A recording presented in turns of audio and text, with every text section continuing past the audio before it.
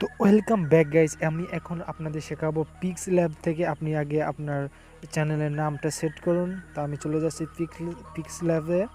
তো পিক্স ল্যাবে চলে আসছি। আমি এখন শেখাবো কিভাবে করবেন। এখান থেকে প্লাস আইকনে ক্লিক করে টেক্সটে যাবেন এবং এখানে এই পেন্সিল আকারে এটা করে আপনি এখানে আপনার চ্যানেলের নাম লিখবেন। তা আমি এখানে সিম্পলি একটা নাম লিখছি এইচডি ওপি।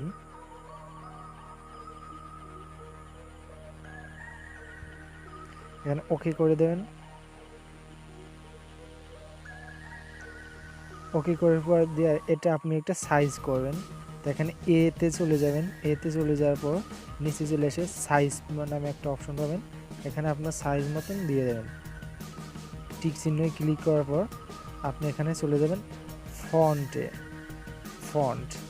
ফন্টে যাওয়ার পর মাই ফন্টে যাওয়ার পর আমার এখানে দুটোই স্টিকগুলো মাত্র একটা ডাউনলোড করা। এটার পর ক্লিক করার পর দেখুন চেঞ্জ হয়ে গেছে। তো এখান থেকে চলে যেতে হবে এই জায়গাটায়, তারপরে ট্রান্সপেরেন্টে যেতে হবে। যার পর এরকম হয়ে যাবে। তা আপনি তারপর সেভ করবেন। সেভ করার সময় অবশ্যই দেখতে হবে এরকম পিএনজি করা আছে নাকি। পিএনজি করার পর সেভ টু গ্যালারি এরকম থাকার পরই আপনি আবার সেই পেন্সিল অপশনে ক্লিক করার পর এখানে নামটা চেঞ্জ করে নেবেন। এখানে ভিডিও দেব। দেখার পর একই অবস্থায় শুধুমাত্র ওকে করে দেবেন। ওকে করে দেওয়ার পরই সেভ টু গ্যালারি। তো এখন চলে যাব কাইনমাস্টারে, কিভাবে আপনি এটা করবেন, অ্যাড করবেন। তো কাইনমাস্টারটি ওপেন করবো এখন।